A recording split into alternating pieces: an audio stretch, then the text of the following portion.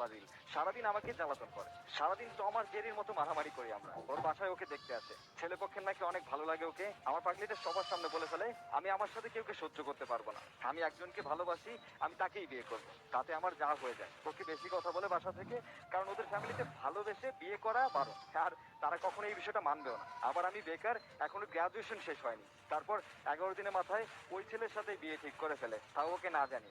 বিকেল তখন 5টা বাজে, ও আমাকে ওর আম্মুর ফোন থেকে কল দিয়ে বললো আজ আমার এঙ্গেজমেন্ট হবে, তুমি কি করবা জানি না, তবে তুমি যদি আজ আমাকে না নিয়ে যাও তাহলে বিশ্বাস করো ওরা এই বাসার বাইরে আমার লাশ যাবে। আমি না, আমি অনেক তাড়াহুড়ো করে আমার বন্ধু সবাইকে ফোন দিই, ওদের বাসায় যাই। ওর বাবা তো আমাকে ঢুকতেই দেবে না বাসায়, অনেক জোর করে বাসায় ঢুকলাম। ওর রুম লক দিয়ে রাখছিল যাতে ওর এঙ্গেজমেন্ট না হয়। যখন আমি গেলাম তখন ও বাইরে আসলো, আর এসেই আমাকে সবার সামনে জড়িয়ে ধরে বললো আমার শুধু তোমাকেই চাই, আর কিছু লাগবে না, টাকা পয়সা গাড়ি বাড়ি কোনো কিছুই লাগবে না, আমার শুধু তোমাকেই লাগবে। আমি ওর বাবার পা জড়িয়ে ধরলাম, বললাম আঙ্কেল আজ যদি আপনি এই ছেলের সাথে ওকে বিয়ে দেন তাহলে আমরা দুইটা মানুষ জীবন্ত লাশ হয়ে যাব।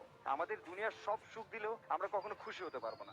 আজ আমি বেকার, কাল ইনশাল্লাহ ভালো একটা চাকরি করি বা অন্য কিছু করবোই, আমার কাছেও টাকা হবে। আমার বয়স যখন ওই ছেলের মতো 35 হবে তখন তো আমার কাছেও সব থাকবে।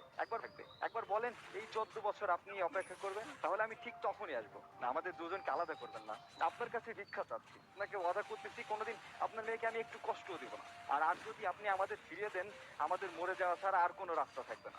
ওর আপুর পার কাছে বসে কিছু কথা বলছিল, বাবা আমি না তোমার লক্ষ্মী না, ছোটবেলা থেকে যা চাইছি তাই দিছো, তখন একবারও বলো নাই দিব না, তখন যদি সব দিতে পারো, আর আজ আমি তাকে চাচ্ছি যাকে আমি আমার জীবনের থেকেও বেশি ভালোবাসি। বাবা তোমার মেয়েকে তুমি যার কাছে দাও কখন আমি সুখী হতে পারবো না। বাবা তোমার মেয়েটা আজ তোমার কাছে শেষবারের মতো যাচ্ছে, বাবা তুমি ফিরিয়ে দিও না তোমার মেয়েটাকে, তুমি তার ভালোবাসার মানুষটাকে ভিক্ষা দাও। আর আজ আমার বাবা যদি আমার খুশিটা আমার কাছ থেকে কেড়ে নেয়, কথা দিলাম বাবা তোমার মেয়েকে তুমি আর কখনো দেখতে পারবা না। ওর আম্মু দূর থেকে দাঁড়িয়ে শুধু কাঁদতেছিল।